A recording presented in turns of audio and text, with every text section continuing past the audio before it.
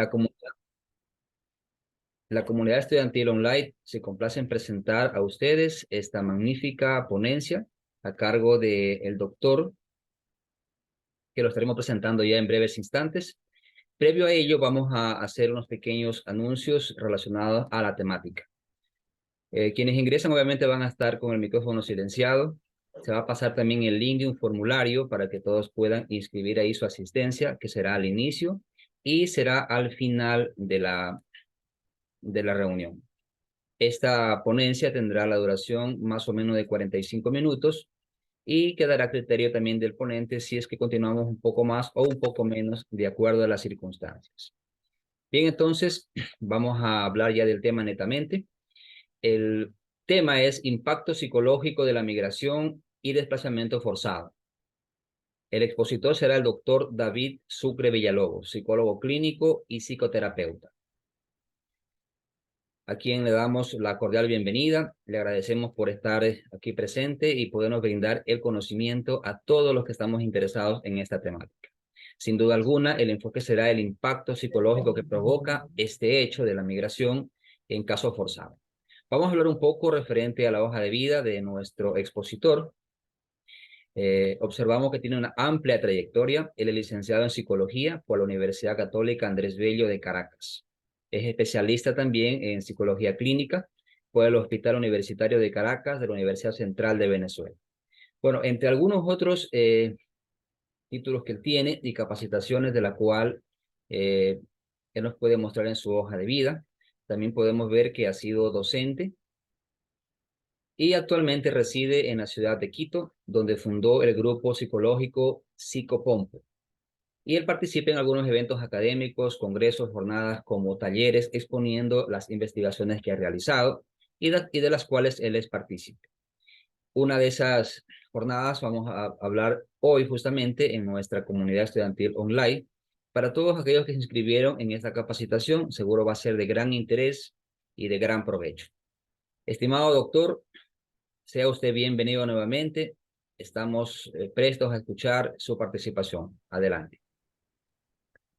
Bueno, buenas tardes a todos, un gusto. Muchas gracias a Henry Peralta por la invitación y también a Francisco Brito, presidente de la Federación Ecuatoriana de Psicólogos Clínicos, que me invitó a poder compartir con ustedes esta tarde sobre reflexiones del campo de la psicología de la migración y del campo del psicoanálisis de la migración.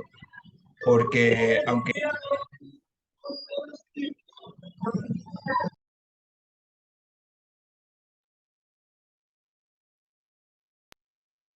perdón, me he dedicado en los últimos 10 años a el estudio del psicoanálisis de la migración, ¿no?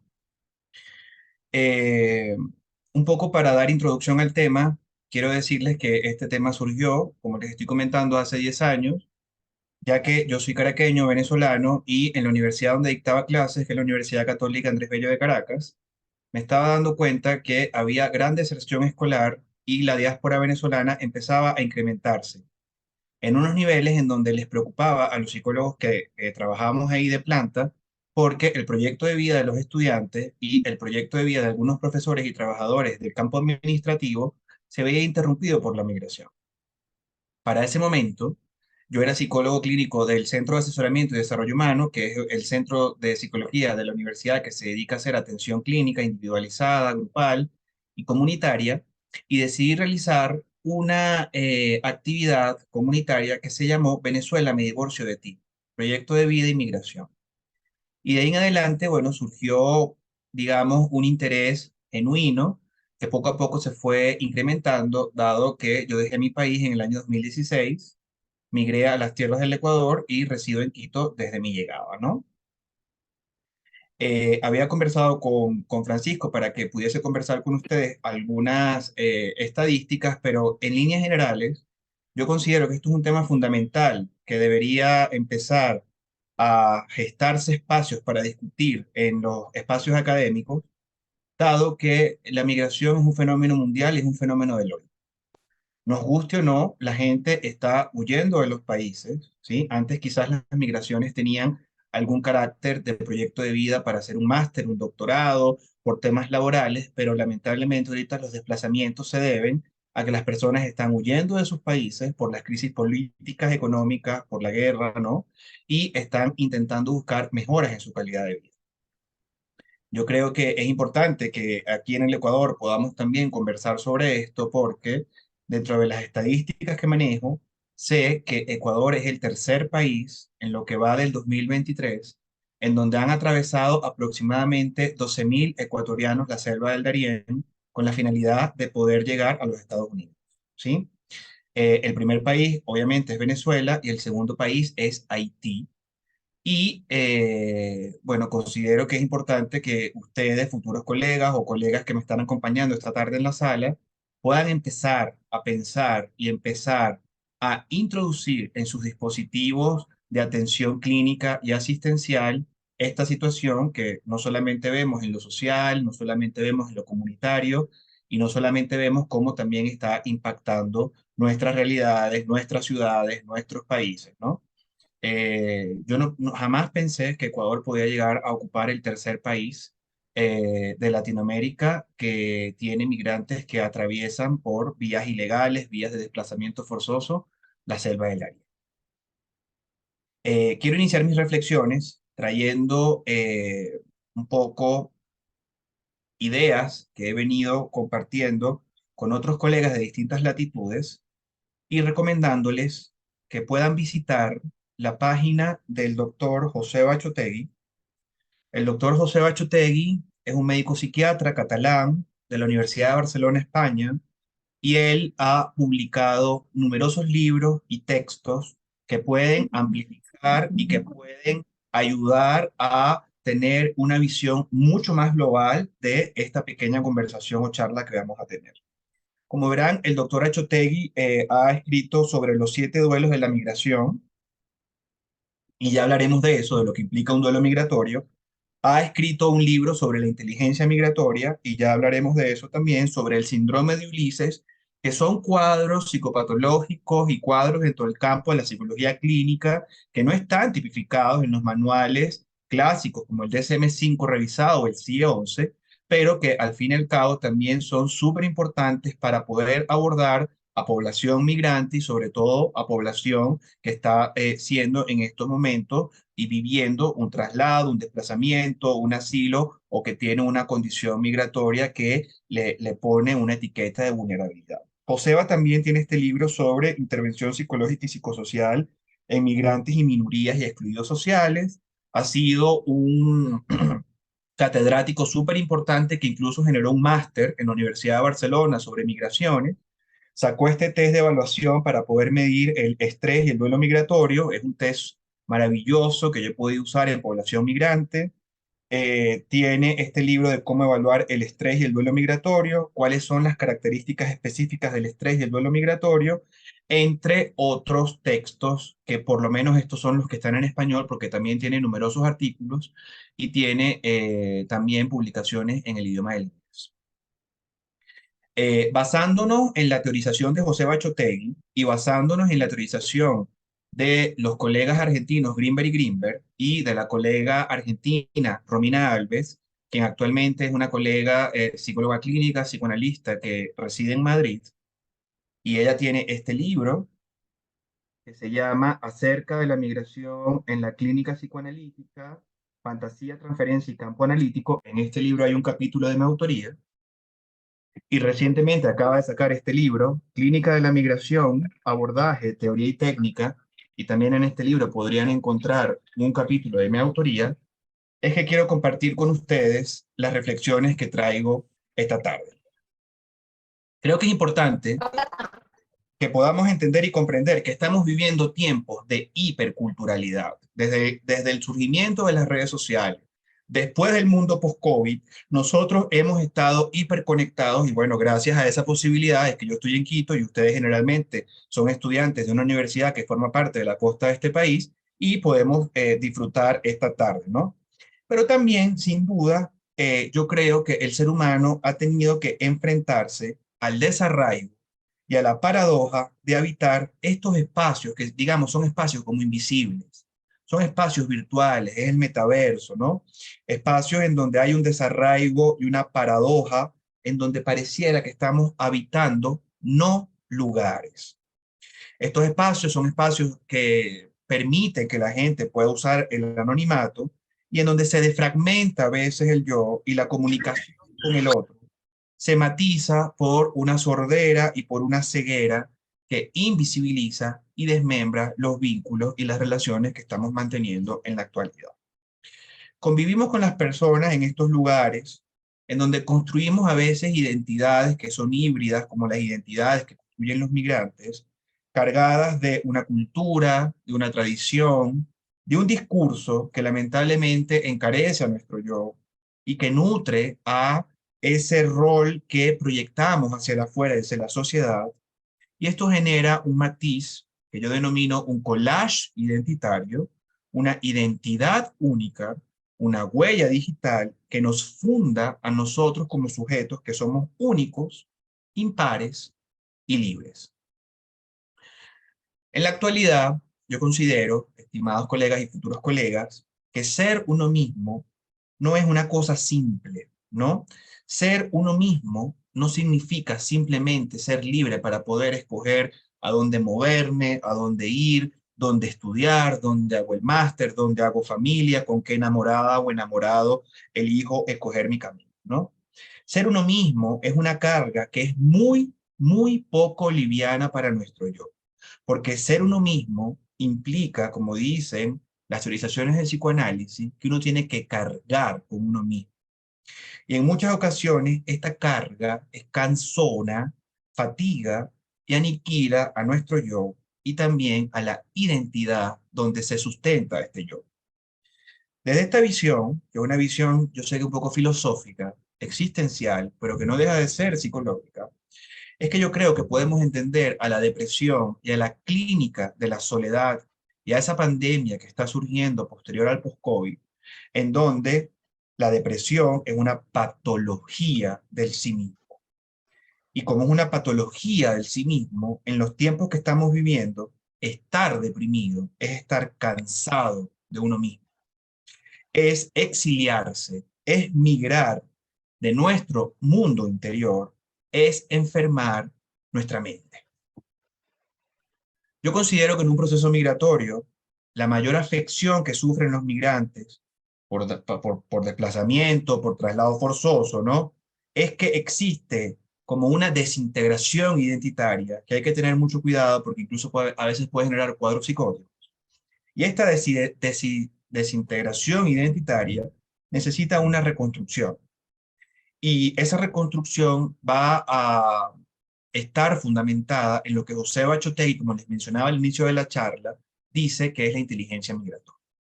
Nosotros sabemos, y en las facultades de psicología, estudiamos las baremaciones, la psicometría, los test psicométricos, los test de evaluación, las escalas Wechsler, que son las más conocidas.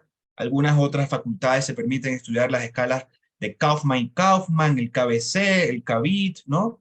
Y eso nos va a arrojar un número en función de habilidades, destrezas y competencias que nosotros tenemos y dicen que ese es el número que arroja nuestra capacidad intelectual, nuestro nivel de inteligencia. Pero también hemos estado presentes en el desarrollo de la psicología. Sabemos que Goleman habla de la inteligencia emocional, sabemos que también por el mundo que estamos viviendo se está hablando de una inteligencia ecológica. Entonces, ¿por qué no hablamos de una inteligencia migratoria? Que es la capacidad que tenemos todos los que estamos en esta sala para poder movernos a un espacio, a un entorno nuevo y no permitir que ese entorno nos perturbe, pero también nosotros no perturbar a ese entorno. Entonces, cuando hablamos de inteligencia migratoria, estamos hablando de una capacidad entrenable, de una habilidad que se vivencia solo cuando nosotros estamos viviendo un traslado hacia un nuevo entorno en donde tenemos que hacer frente a muchos retos para poder también usar competencias culturales, ¿no? Eh, yo considero que entonces estamos en la actualidad en procesos de tránsito, los sujetos están en tránsito, ¿no? Pero también nosotros estamos en transición. Y los migrantes forzados, los migrantes, la diáspora venezolana, que se dice ahorita que es la diáspora más grande del planeta. Incluso hay gente que la equipara o que dice que supera la diáspora de la guerra entre Ucrania, y Rusia. Lamentablemente están dominados por la sensación de no pertenencia a los nuevos entornos, pero tampoco a su lugar de origen, porque son lugares de donde tienen que huir. Estos son individuos en los cuales se construye un tapiz identitario complejo, difícil, en donde hay un cuerpo psíquico, un cuerpo emocional, donde hay una serie de procesos cognitivos que nosotros estudiamos en las facultades a través de las valoraciones de examen mental que hacemos, ¿no? En donde nosotros vemos que ese aparato mental, ese psiquismo debe vivir bajo la experiencia sufrida de sentirse expulsado simplemente por haber nacido en un territorio donde esta persona decide hacerlo. En el año 2019, estimados colegas y futuros colegas, en Lima, Perú, circuló una noticia en los medios de comunicación local que titulaba Venganza Llanera. Dos jóvenes, un joven peruano y otro venezolano, aparecieron desmembrados y descuartizados en la ciudad limeña, en varios lugares de esta capital andina. Y este hecho perpetuó, sin duda, un infierno, ¿no? En donde los limeños, con su presueder, atacaron a la comunidad venezolana a través de conductas xenófobas, atacaron a la comunidad venezolana a través de conductas otricidas y atacaron a la comunidad venezolana a través de la conducta aporafóbica, que es el miedo irracional que se le tiene al pobre, ¿no? Y obviamente alertaron a todo el colectivo y a todo el continente. En el 2020, en Quito, Ecuador, un joven venezolano de 19 años asesinó a una mujer en la salida del CCI, de un centro comercial muy conocido de esta ciudad. Sin duda, este hecho originó redadas policiales posterior al crimen en toda esta zona metropolitana del Ecuador para verificar el estatus migratorio de los caminantes de este sector, ¿no? También vemos que el presidente anterior del Ecuador, Lenín Moreno, por los sucesos que ocurrieron en Imbabura, en Ibarra, y un tuit que generó mucha crítica, bueno, fomentó lo que yo denominé una noche de cristales rotos en el Ecuador, en donde muchas personas llevadas por el fanatismo, llevadas sin duda por la capacidad de reflexión poca, atacaron vilmente a la comunidad extranjera y no solamente a los venezolanos, ¿no? Y vamos viendo un poco cómo estos aspectos sombríos, estos aspectos difíciles, agudos de poder comprender o entender, van mostrando también parte de toda nuestra naturaleza humana. Sin embargo, cuando nos vamos a las estadísticas, sabemos que de toda la comunidad que ahorita está cumpliendo alguna condena en algún retén local de este país, solo el 3 o 4% es migrante y aproximadamente el 1,5% es venezolano. Con estas reflexiones, a mí me interesa muy poco cuál es el desenlace penal de estos casos que traigo a colación como ejemplo. Yo no quiero ligar gentilicios a hechos delictivos, porque me parece que eso es muy fácil y la vida es muy complicada, ni tampoco quiero criminalizar a la migración, ni a los millones de migrantes, venezolanos o no, que hemos estado haciendo vida en distintas latitudes del mundo. Yo lo que deseo traer a reparo con este hecho es un aspecto simbólico, queridos colegas, y es el aspecto del desmembramiento, es el aspecto del pesar, del resentimiento que nos acompaña en nuestras colectividades y en nuestras sociedades latinoamericanas. Los migrantes, ya sean inmigrantes, emigrantes, ya sean exiliados o insiliados, son sujetos que están desmembrados, que padecen, perdón, múltiples mutilaciones y desollamientos sentimentales y emocionales, sujetos en donde haya un atravesamiento durísimo del duelo migratorio, que es un duelo que está cargado de nostalgia, de añoranza, y en su cotidianidad, lamentablemente, se encuentran aferrados a su condición migratoria, y eso está mal, sobre todo cuando hablamos de sujetos ilegales, y los sujetos no son ilegales. Hay sujetos que pueden tener en los países condiciones migratorias irregulares, pero ningún sujeto es ilegal, ¿no? Y bueno, son sujetos que desde el 2018 para adelante, 19, 20, 21 y 22, se ha denominado los caminantes, ¿no? Eh, Traigo como ejemplo ahora mi país. Creo que es importante que ustedes sepan que desde hace 23, 24 años, mi país ha atravesado un malestar resentido, tenaz, que ha roto el cuerpo social de la población y que ha ubicado a los individuos en categorías polares, como por ejemplo los que apoyan a Chávez o no, los que apoyan a Maduro o no, los que son buenos o malos, los chavistas, los opositores, los patriotas, los escuálidos, los pelucones, los pobres, ¿no? Y esta desaveniencia en los vínculos ha roto el cuerpo social de gran parte de la población de mi país, generando fisuras significativas en el vínculo y también en los exiliados y los insiliados que hacemos vida lejos de las fronteras y de la convivencia de ese país caribeño. Las últimas estadísticas, según ONU, según OIM, organismos internacionales, dicen que la diáspora venezolana es una diáspora que agrupa al 7.2 millones de venezolanos que están haciendo vida fuera del país, y estamos hablando de que eso representa aproximadamente el 27% de la población de mi país que no está haciendo vida en mi país. Eso sin duda hace que haya como un saqueo intelectual. Hay una Venezuela muy avejentada, en donde hay población de la tercera edad que está haciendo vida, y prácticamente el músculo intelectual, cultural y social que tenía que hacerse cargo de las próximas generaciones no está haciendo vida en Venezuela, y por ende eso está trayendo una tragedia tenaz que ustedes vivieron después del feriado bancario, sin duda, y que ustedes también pueden conocer con esa típica frase de ustedes de me fui a volver o me fui a no volver a Italia, a España o a Estados Unidos, que fueron los principales países que ustedes escogieron cuando vivieron su crisis del 2000. Yo creo que los migrantes venezolanos o cualquier migrante se siente perturbado en los lugares donde habita, ¿sí? En el lenguaje de la psicología migratoria, estos sujetos constelizan un nombre que se llama los transterrados, ¿sí? Y en un texto sobre el tema, una profesora de la Universidad Central de Venezuela, la profesora Ramírez Delgado, comenta lo complicado que es para un transterrado el poderse posicionar psicológicamente en esta situación, ¿no? Para la autora, el término transterrado fue creado por José Gaos, y un transterrado es un sujeto que decide dejar de vivir en la provisionalidad que implica la migración y decide echar raíces en el entorno donde puede, obviamente, hacer vida, ¿no?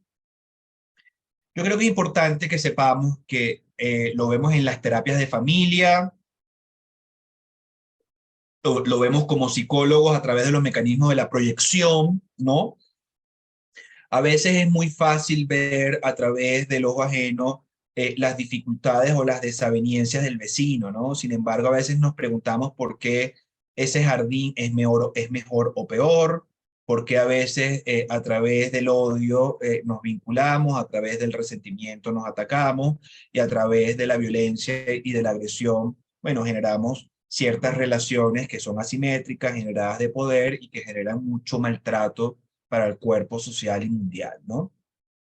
Cuando esto ocurre, lo que nosotros estamos generando a nivel colectivo es lo que se llama en psicología de la familia chivos expiatorios, ¿sí?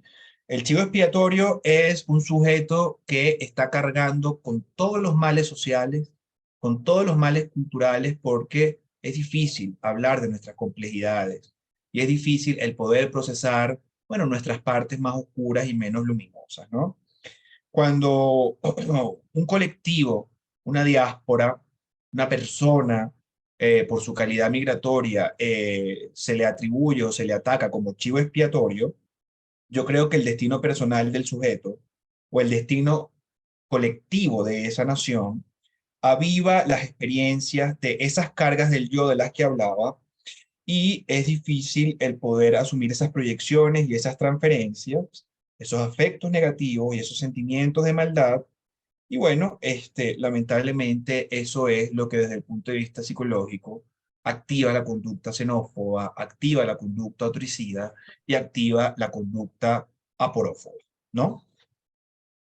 A través del chivo expiatorio, creo que es importante que sepamos que simbólicamente las personas que son condenadas a simbolizar ese chivo expiatorio están atravesando desiertos, ¿sí?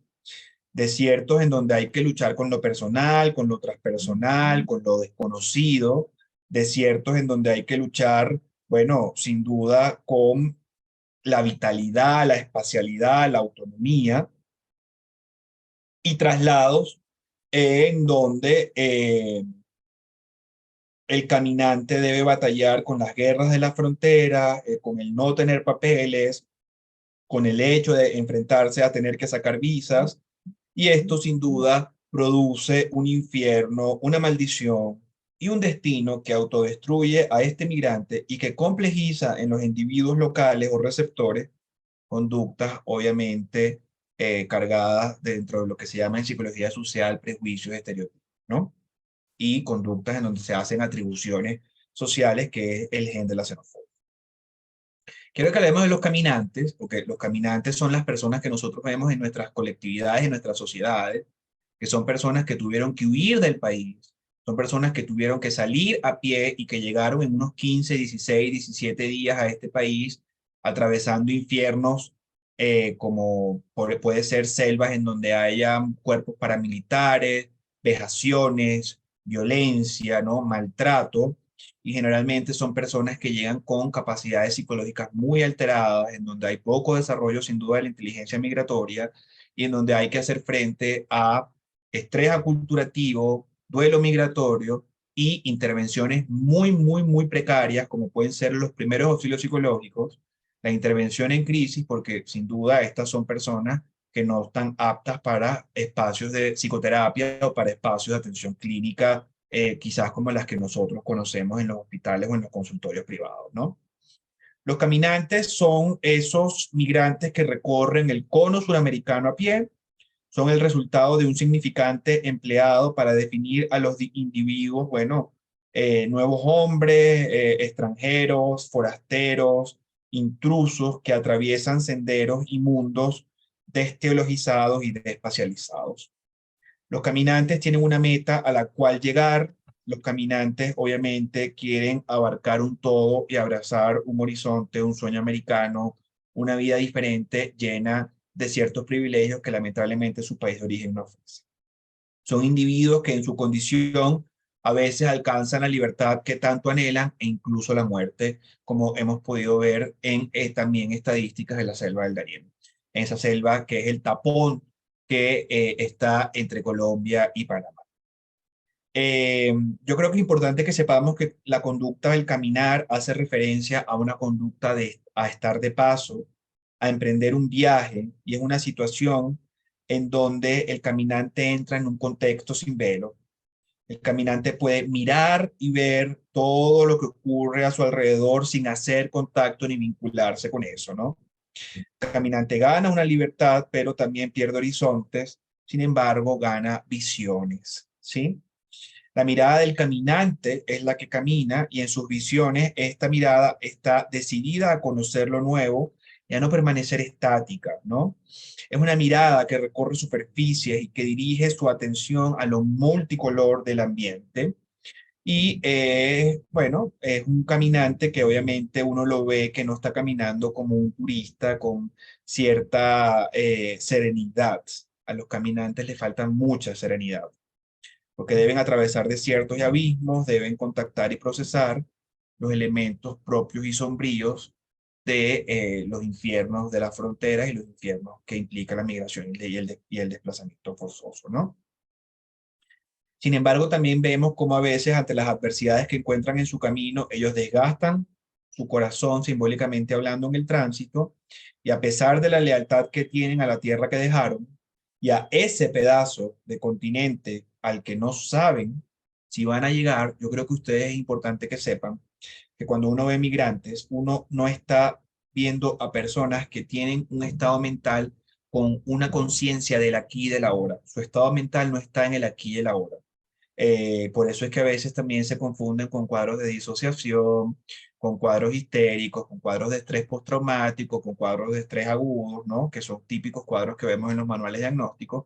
Pero como les digo, yo creo que estos a veces son cuadros mucho más profundos y mucho más complejos que nosotros debemos estudiar con mayor detalle, ¿no? Creo que es importante, queridos colegas y futuros colegas, que también sepamos que los muros encierran, pero los muros no van a detener las migraciones, ¿sí? Las fronteras, las visas, los papeles y la burocracia más bien lo que ha generado es una fragmentación social, ha incrementado el racismo en nuestras colectividades, la violencia y la agresión.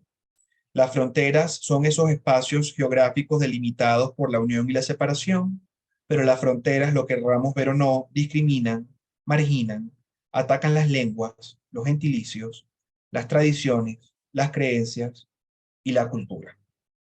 En uno de los trabajos que publiqué en la Sociedad Interamericana de Psicología, en la revista de la Sociedad Interamericana de Psicología, es un artículo que ustedes pueden buscar en la web que se llama Niñez migrante y contextos educativos en el Ecuador. Y es un artículo de mi autoría en donde expreso que el niño migrante, cuando está en el factor protector de la escuela, es un factor que ayuda a poder generar una amabilidad a esa familia migrante, pero también una estabilidad a esa familia migrante. En una casa abierta, qué rico es comer arepa, bolón y tigrillo. En una casa abierta, qué rico es poder ver el baile típico de alguna de las geografías de las serranías o de la costa del Ecuador, pero también ver nuestro folclore. En una casa abierta, qué rico es poder compartir de la biculturalidad para poder aprender de otros horizontes y para poder nutrir el cuerpo psicológico y emocional de otras culturas. En un libro, usando yo una metáfora que era la metáfora del intruso y haciendo referencia al filósofo Jean-Luc Nancy, él decía que a veces el organismo requiere de trasplantes y a veces hemos visto cómo hay organismos que requieren el trasplante de un corazón y una persona que no se le trasplante el corazón, aunque sea un órgano intruso y que provenga de otra persona, bueno, si esa persona no recibe ese trasplante, puede morir y puede fallecer, ¿no? Si vemos simbólicamente el corazón como ese intruso, que puede a veces dar vida, oxigenar la economía y mirar y ampliar la mirada a nuestros horizontes, yo creo que entonces el intruso puede traer alivio, calma y pesar a nuestros territorios y no necesariamente o no solamente lo que los medios de comunicación a veces muestran, como los ejemplos que mencioné anteriormente en Lima y en Quito, ¿no? Quiero compartir con ustedes, antes de cerrar, para poder luego dar espacios a preguntas o respuestas, una pequeña presentación en donde ustedes pueden empezar a ver y a delimitar en este campo lo que es el campo de la psicología migratoria. La migración, como vemos en esta nube de palabras, está relacionada con integración, con, bueno, socialización, con etnia, con movilidad, está obviamente señalada también con asimilación, ¿no? Es una representación de Venezuela en donde lamentablemente todos los que hemos salido de ella hemos visto su transformación y ya no la vemos así. Ha sido atacada, violentada, agredida por un padre, sin duda, que la ha maltratado. Cuando yo era profesor de la Universidad Católica Andrés Bello, escogí estudiantes de la universidad, les prestaba el estandarte de Venezuela y les decía, cuéntame qué quieres hacer con Venezuela. Y una de estas imágenes es quiero dejarla atrás. Había gente que la arrugaba, que la pisaba, que la escupía. Había gente que la doblaba, que la guardaba en el bolsillo y que decía, bueno, quiero guardarla hasta que se recupere, ¿no? A mí me llamaba muchísimo la atención como psicólogo y terapeuta, porque bueno, digamos que eran jóvenes y que estaba viendo el futuro de lo que venía en mi país. Hay otros libros que yo creo que es importante que ustedes sepan y otras áreas del conocimiento que ustedes sepan que están estudiando el campo. y que no necesariamente es la psicología, este Jean-Luc Nancy con su ensayo del intruso, el que les hablaba del corazón. Byung-Chul Han es un filósofo surcoreano que da clases en Alemania y que tiene este libro que se llama La expulsión de lo distinto. Y en sociología, Sigmund Bauman tiene este libro que se llama Extraños llamando a la puerta, en donde hace todo un análisis sociológico de lo que está pasando con las migraciones. Y desde la sociología, Sigmund Bauman expresa que a veces lo que nos disgusta de los migrantes es que nos traen realidades que son difíciles y porosas de digerir. Cuando yo veo y conozco a alguien que parece que está viviendo un fondo y más profundo del que yo sentía que estaba, eso me enoja mucho. Eso me resiente mucho porque yo no quiero que ese otro me muestre esa realidad y esa vulnerabilidad. Esto fue lo que hablamos del chivo expiatorio. Esto fue un poco lo que estuvimos hablando también de los caminantes. Creo que es importante que ustedes sepan que en psicología migratoria, cuando nosotros estamos hablando con migrantes o atendiendo a migrantes, una de las capacidades, de las habilidades que siempre estamos viendo y midiendo es la capacidad de emigrabilidad, la capacidad de inteligencia migratoria. Estamos haciendo valoración del duelo migratorio a través de sus 7 subtipos, que es el duelo de haber perdido a la familia y a los amigos, el duelo de haber perdido un grupo étnico, porque lamentablemente uno se convierte siempre en el venezolano, ¿no? Y en Venezuela también, como ocurre en el Ecuador, hay distintos gentilicios y la gente caraqueña, como soy yo, es distinta a la gente de la costa o a la gente de la sierra, pero cuando salimos de nuestros países, lamentablemente somos incluidos en el mismo saco. Duelo por la pérdida de la lengua o el idioma. A mí me daba un poco de angustia cuando yo empecé a ver pacientes locales hace 7, 8 años, porque había veces que no entendía. Y aunque hablemos el mismo castellano, no era el mismo castellano, ¿no?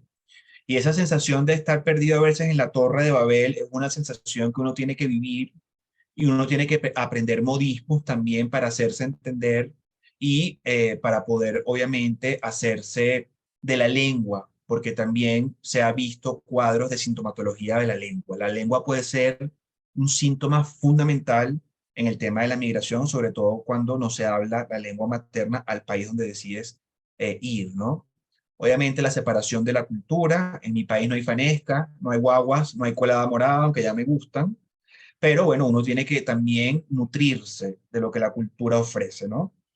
La pérdida de paisajes y de la tierra, la pérdida del estatus, y los migrantes están mucho más propensos a correr riesgos físicos porque el primer año de la migración tienden a enfermar más de cuadros gastrointestinales, tienden a enfermar más de cuadros de alopecia o de cuadros incluso de la piel. Y también es importante que uno tenga que saber que hay que adaptarse a la forma de preparar los alimentos, a la química del agua, que no es igual en todas partes, ¿no? La emigrabilidad y la inteligencia migratoria, los que hemos estudiado este tema, la hemos intentado cuantificar y sabemos que el 25% del bienestar individual, emocional, físico y psicológico de ese migrante va a influir en el éxito de la migración. Pero también sabemos que el 20% del apoyo de la familia, amigos, pareja, dinero, ¿no? Con cuánto ese migrante viene para acá, también influye. Si ustedes ven, 20 y 25 suma 45 y queda un 55% restante. Y ese 55% es el apoyo que se construye en el nuevo entorno y en el nuevo ambiente. Cuando hablamos de inteligencia migratoria o de emigrabilidad, el 45% del éxito de una migración va a depender del migrante, pero el 55% de las oportunidades que ofrece el país. Eso me gustaría que lo pudiésemos conversar y hablar en el espacio de preguntas y reflexiones, porque a veces cuando yo hablo de estos porcentajes dice, o sea, que depende del país receptor el éxito del migrante. Sí, el migrante va a poner su 45%, pero ¿qué posibilidades tienes tu país receptor? ¿Cuáles son los programas que tienes? ¿Sí? ¿Cuáles apoyos tienes internacionales? ¿Sí? ¿Qué capacidad tienes para poder, obviamente, visar, cedular y dar un estatus legal a ese migrante? Creo que es interesante que sepamos que existe también una psicopatología en la migración y que existe la rabia aérea, schizophrenia, el síndrome de Stendhal, que es un síndrome de alteraciones psicóticas, en donde las personas que se alimentan muy rápidamente de la cultura, por ponerles un ejemplo, en la Catedral de Notre Dame ven a Quasimodo, o se van para acá, para la compañía y sienten que, no sé, que Sucre, que es pariente mío, les está hablando, ¿no? Entonces hay alucinaciones, alucinaciones visuales, alucinaciones auditivas, y es un cuadro que hay que tratar con antipsicóticos y luego obviamente con la respectiva psicoterapia. Está el trastorno afectivo migratorio, que es el trastorno típico de primo hermana de la depresión o del trastorno depresivo mayor. Está el estrés aculturativo típico, primo hermano de las reacciones o crisis de ansiedad o ataques de pánico, y el llamado síndrome de Ulises, haciendo la metáfora a Odiseo, a Ulises, a ese héroe griego que tuvo que partir de Ítaca y obviamente tuvo que atravesar muchas vicisitudes en su viaje, y que cuando retornó después a Ítaca no reconocía a Ítaca, pero tampoco se reconocía a él, ¿no? En los manuales, ustedes van a ver en los que antes se llamaban los códigos Zetas, las problemáticas académicas y educativas que pueden tener nuestros niños y adolescentes migrantes. También no es bullying, lo que los niños migrantes reciben en la escuela es xenofobia, ¿sí? Creo que hay que poner los nombres como son. Los problemas de alojamiento inadecuado, los problemas económicos por los ingresos bajos, ¿no? Y las dificultades de aculturación, que son los cuadros típicos que uno diagnostica empleando los manuales de la psicología clínica, ¿no? Bueno, les traía un caso, pero no creo que vaya a dar el tiempo suficiente para poder compartir con ustedes sobre el caso, ¿no? Que pudiéramos ver. Pero bueno, agradezco mucho, son las 6:44. Creo que es importante que sepamos que se está trabajando en el área, que existe una psicología migratoria, que existe un psicoanálisis migratorio, y que dentro del campo de la psicología hay muchísimo que hacer para poder tratar y para poder abordar esta temática que sin duda está siendo mundial y está siendo realidad no solo en el Ecuador, no solo en Latinoamérica, también en Europa, también en Norteamérica y en todo el globo terráqueo. Muchísimas gracias por su atención, muchísimas gracias, bueno, por la invitación, y quedo atento a las reflexiones y a las preguntas que tengan a bien hacer en el espacio respectivo. Bueno, muchas gracias, estimado doctor David Sucre. Una excelente información, excelente ponencia, un tema bastante importante y tan actual, ¿no? Como bien dijo usted, nuestro país también está pasando por lo mismo. De tal manera que nosotros como futuros profesionales nos va a valer mucho esta información y nos interesa saber la psicología migratoria, ¿no? Cómo manejar nosotros este tema. Estimados participantes, si tienen preguntas ustedes, levanten la mano para que puedan formularla y el doctor pueda dar contestación.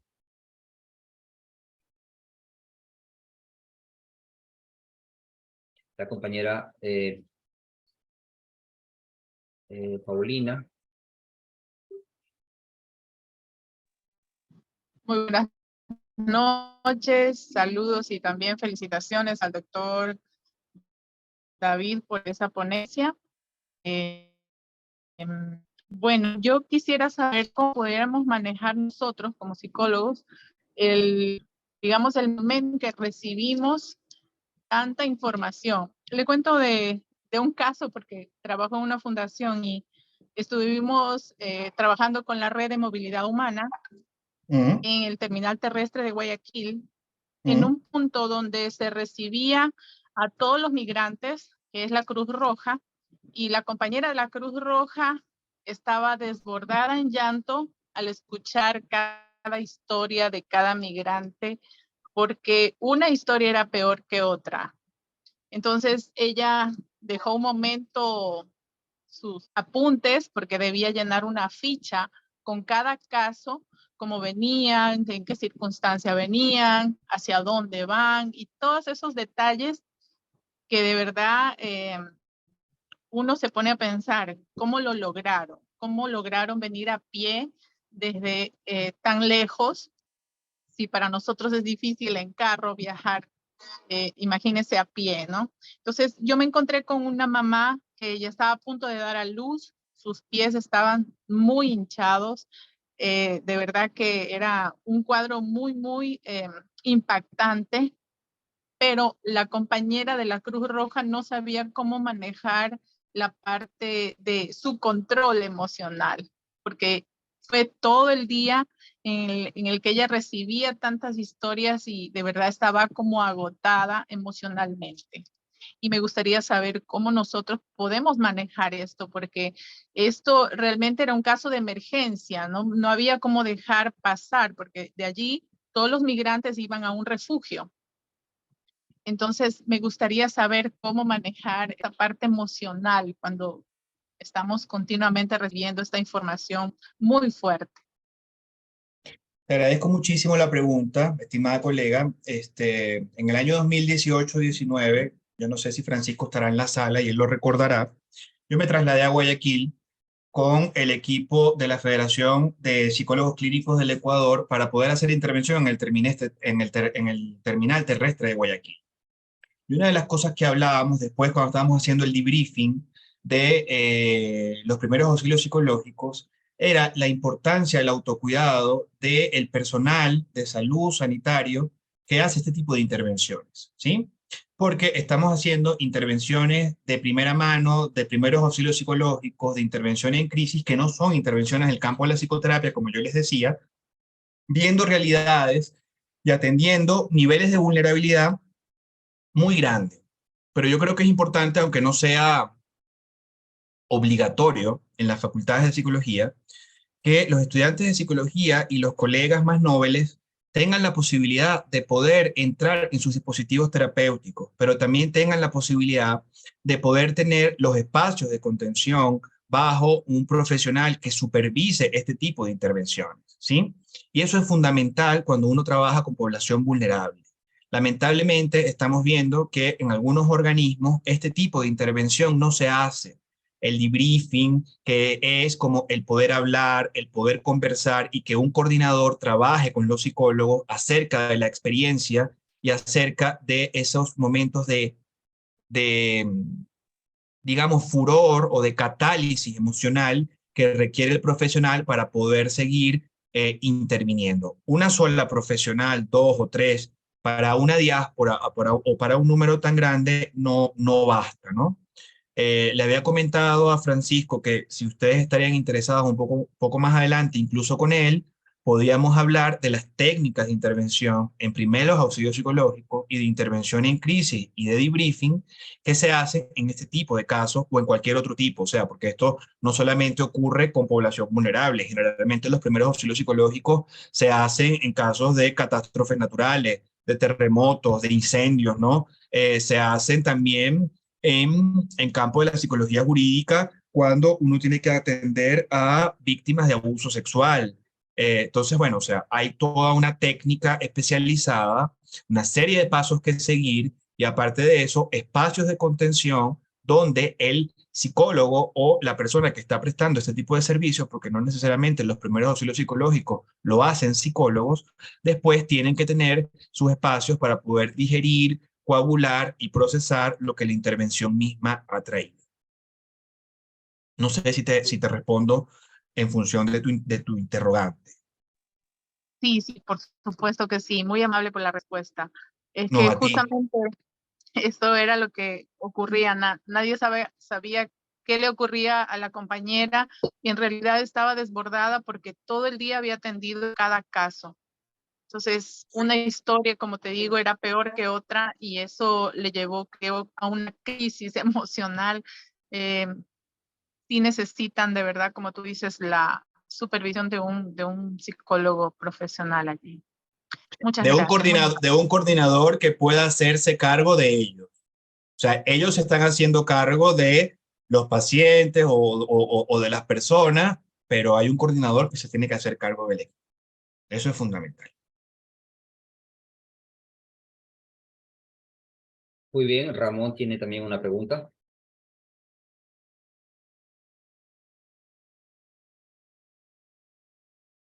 No se escucha, Henry. Estimado Ramón, adelante. Buenas noches, estimado David. Muchas gracias, Henry.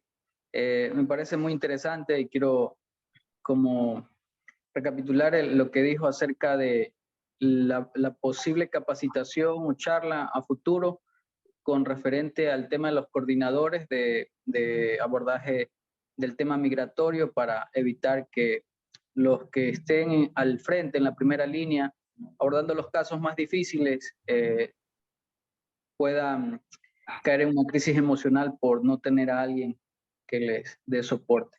Pero bueno, mi pregunta va en relación a lo que mencionaba usted.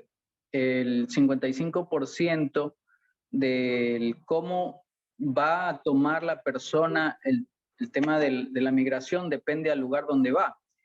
Y entonces aquí viene una pregunta. ¿Cómo saber si el momento de, o sea, esto también debería ser parte de la educación psicosocial, cómo saber si una persona quiere migrar, a qué lugar debería intentar hacerlo? Porque si yo estoy consciente de que me voy a X o Y país y me va a ir peor y me voy a sentir peor de cómo estoy aquí, entonces sería ilógico hacerlo. No sé si me explico en la pregunta, pero me interesaría saber mucho esto por cómo me voy a sentir a dónde voy y qué factores debo analizar antes de tomar esa gran decisión. Te agradezco muchísimo la pregunta. En el campo de la inteligencia migratoria, no solamente se habla de inteligencia migratoria cuando estamos hablando del campo del desplazamiento o del traslado forzoso, ¿no? O sea, en el desplazamiento, en el traslado forzoso, no hay capacidad yoica y no hay capacidad de el aparato mental y de los procesos mentales, raciocinio, lógica, ¿no? Conciencia, para poder tomar una decisión con mayor asertividad. El migrante desplazado, el migrante forzoso, es un migrante que lamentablemente lo están echando de su país y es la única opción que tiene para poder sobrevivir. Sin embargo, en el caso que tú planteas, obviamente se hacen asesorías, counseling dentro del campo de la psicología, ¿no? Y a través de estas asesorías del campo de la psicología migratoria se van tomando ciertas decisiones con redes de apoyo, bueno, papeleos, posible visado, qué cantidad de dinero tiene, si tiene networking, a dónde va, si conoce incluso el país a dónde va, porque a veces no lo conoce, pero digamos que estamos hablando como de otra población, o estamos hablando como de otra circunstancia dentro del campo de la psicología migratoria que no necesariamente es la que nos convocó esta tarde-noche, ¿no? O sea, en el desplazamiento forzado, en el desplazamiento de migrantes, que lamentablemente tienen que huir de sus países por guerras, por crisis políticas, por exilios políticos, no hay posibilidad para poder, obviamente, tomar decisiones con mayor asertividad y un mayor campo de acción que haga un afrontamiento sensato, racional y emotivo para la toma de decisión de la migración. O sea, sería otro caso, sería otras circunstancias. Entonces, a todas luces, la solución es política. La solución no solamente es política, es dentro del campo de nosotros psicoeducar, como tú lo planteabas, y también en las intervenciones psicosociales y comunitarias. O sea, si el 55% del éxito de una migración depende de los brazos o de las puertas que ese país receptor le ofrece a ese migrante, creo que hay que ver cómo están las políticas públicas, cómo está la política, cómo está obviamente la receptividad, la posibilidad, como lo decía, de obtener una identidad, de papeleo, cómo está el sistema de salud, o sea, estamos hablando de niveles macro. Gracias. Muchísimas gracias. A ti por la pregunta. Muy bien, la compañera Vanessa Priscila Delgado tiene otra pregunta. Hola, buenas noches. Qué gusto, ¿cómo estás? Primero, agradecerle por la intervención suya, muy fenomenal, extraordinaria. No sé si me escucha. Sí, perfecto, adelante. Oh, ya, listo. Bien, yo soy estudiante de carrera de trabajo social actualmente, pero me ha tocado dentro de mi carrera que estudio conocer un poco también de lo que es la psicología. De hecho, en los semestres, al menos hasta ahora, nos brindan conocimientos psicológicos, de materias en psicología.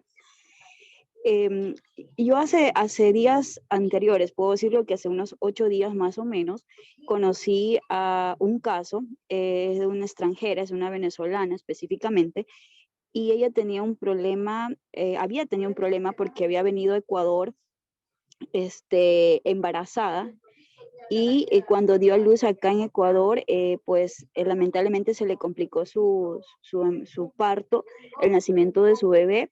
Es una niña y dentro del nacimiento, del parto de ella que tuvo de su bebé, tuvo complicaciones del el nacimiento de la niña al punto que la niña ahora, hoy por hoy, prácticamente tiene inmovilización total todo su cuerpo.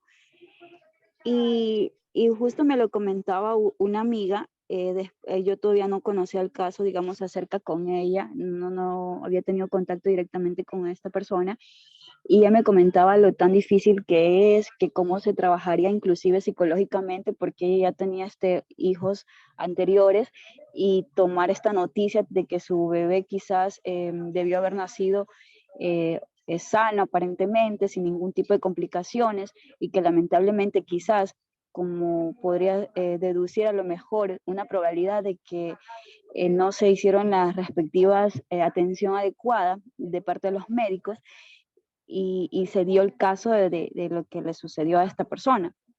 Entonces, aquí en Ecuador, no sé hasta qué punto, porque realmente no estudio abogacía, pero igual he tratado de con otras personas especializadas en estos temas, poder buscar la manera también pues de brindar esa ayuda necesaria, y como trabajadora social también, que estoy siendo parte de esta carrera, brindarle esa intervención social.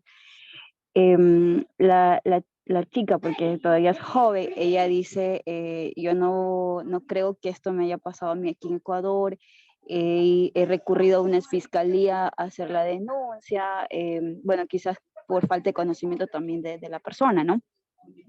Y no me han ayudado, no es posible que por una mala práctica médica, pues mi bebé, que venía supuestamente bien, normal, y se haya complicado todo esto de un momento a otro, y ahora nadie me dé solución. De hecho, hasta donde tengo entendido, el médico que le había atendido a ella, había inclusive abandonado, ¿no?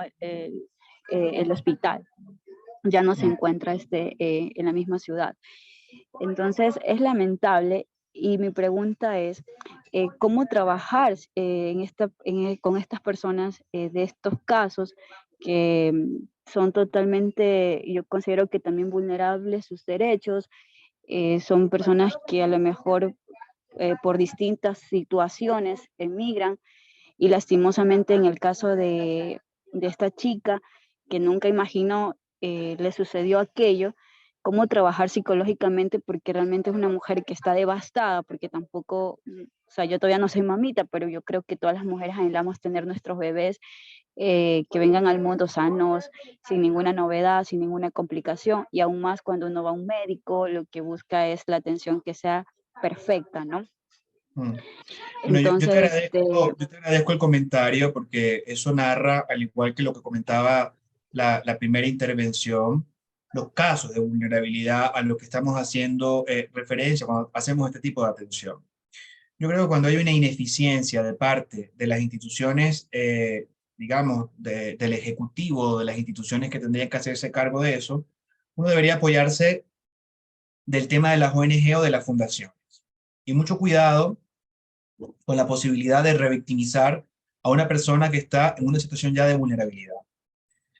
Porque eso genera más iatrogenia, como usted lo está planteando, ¿no? Abandono incluso dentro del campo médico. Usted está señalando distintos manejos inadecuados del caso, no solo a nivel institucional o de las personas que obviamente tuvieron algún tipo de atención con esta paisana mía, pero hay que tener mucho cuidado. Yo lamentablemente lo que he visto es que cuando las personas escogen las rutas críticas, porque así se denominan, las rutas críticas dentro de las instituciones gubernamentales, lo que reciben es más maltrato, mayor agresión, y eso las coloca en una situación de revictimización que sin duda va a traer sintomatología psicológica que hay que atender, ¿no? En el Ecuador hay bastantes organizaciones no gubernamentales, está también el Cuerpo Noruego, está también OIM, está sin duda Chamos Venezolanos en Guayaquil, por ejemplo. Yo creo que el poder hacer un levantamiento de las fundaciones y de los organismos no gubernamentales que ahorita están haciendo frente también a esta crisis, sobre todo en este país, en la costa y en la sierra, les ayudaría muchísimo a ustedes como futuros trabajadores sociales a poder generar una red de apoyo y un networking para poder hacer trabajo interdisciplinario, no solamente ustedes como trabajadores sociales, sino que esta persona pueda recibir atención médica adecuada, atención psicológica adecuada, pueda afrontar el diagnóstico y la situación de este hijo y también la situación de precariedad y de vulnerabilidad en la que está ella en este momento inmersa. Pero el trabajo tiene que ser mancomunado, el trabajo tiene que ser de más de una mano y el trabajo, si lamentablemente no encontramos las respuestas necesarias y suficientes en los organismos gubernamentales, hay que echar mano de las ONG y de los espacios fundacionales. Eso es lo que yo recomendaría. Bien, estamos ya finalizando, sin embargo no queremos dejarle con la manito levantada. La compañera Sandra Mercedes Terán tiene una pregunta para el doctor. Adelante. Buenas noches, doctor. Buenas noches, compañeros. Bueno, estaba poniendo atención en donde usted mostraba que el 55% de escoger al país venía, o sea, como el migrante va a salir adelante, ¿no? O sea, creo que va a depender mucho del país. ¿Y por qué lo digo esto? Tuve, y me llamó la atención a su vez, tuve la oportunidad de trabajar como supervisora de censista. Entonces, a lo largo de nuestro proceso al censar cada hogar, veía muchas personas venezolanas, en este caso, que se arrepentían de venir a Ecuador.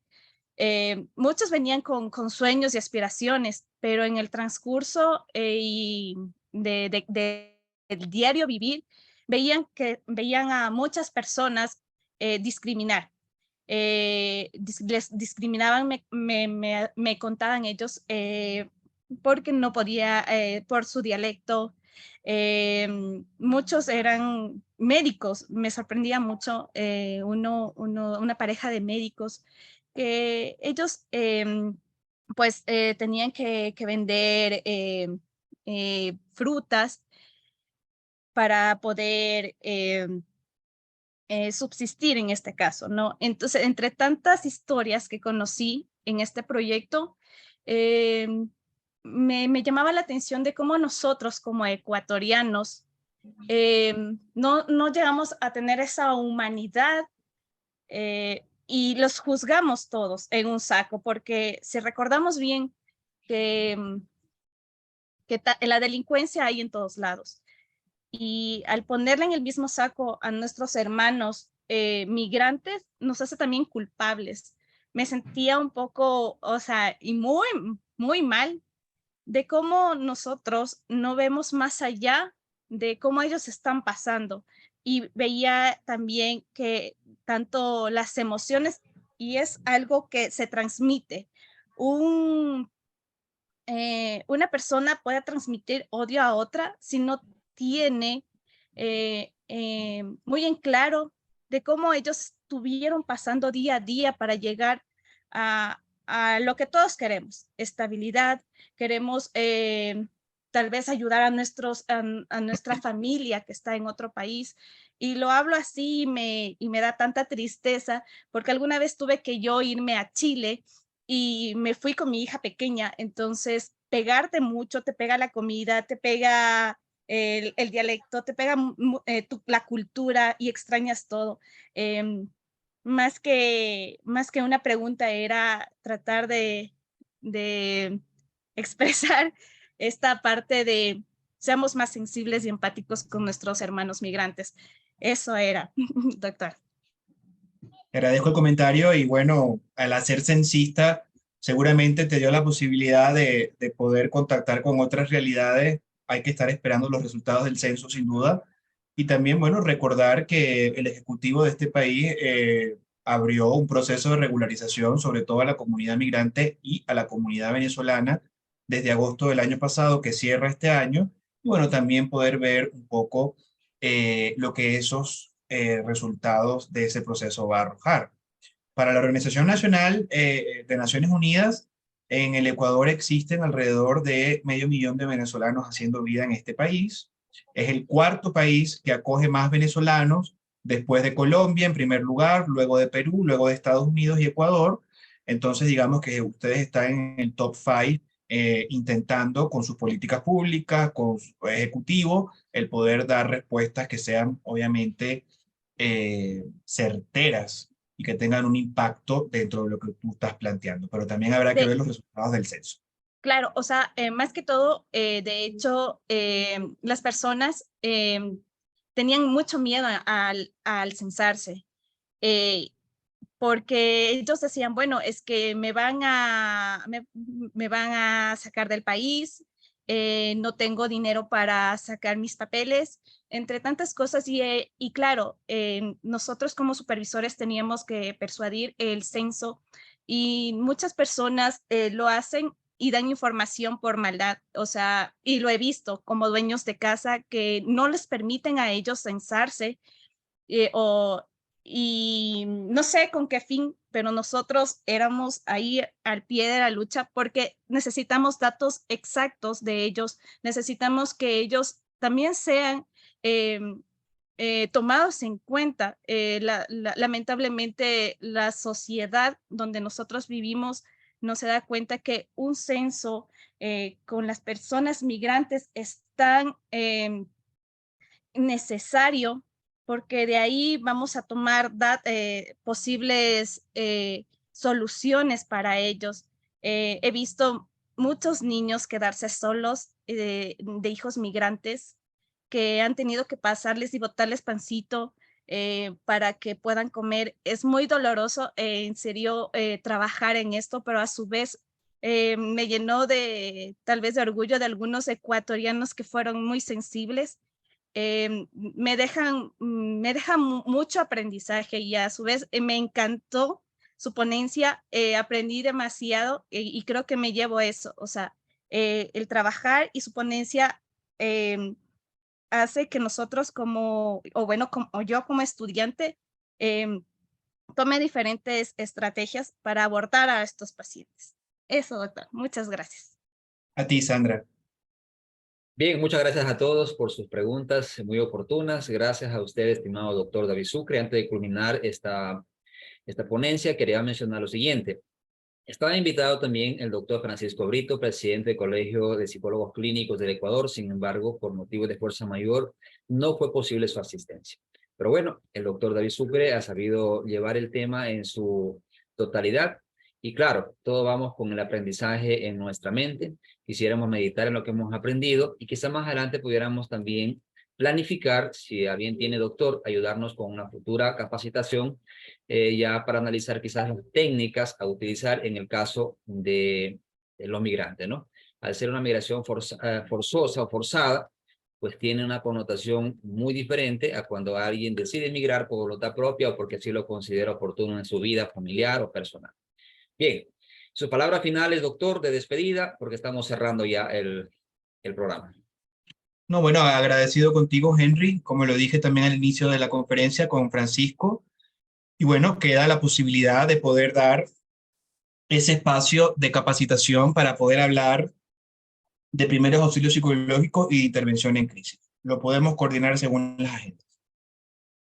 Perfecto. Nuevamente, muchísimas gracias a usted, doctor, a ustedes, estimados compañeros, por su asistencia. Estaremos en una próxima capacitación. Que tengan todos muy buenas noches. Gracias. Buenas noches. Chao, chao.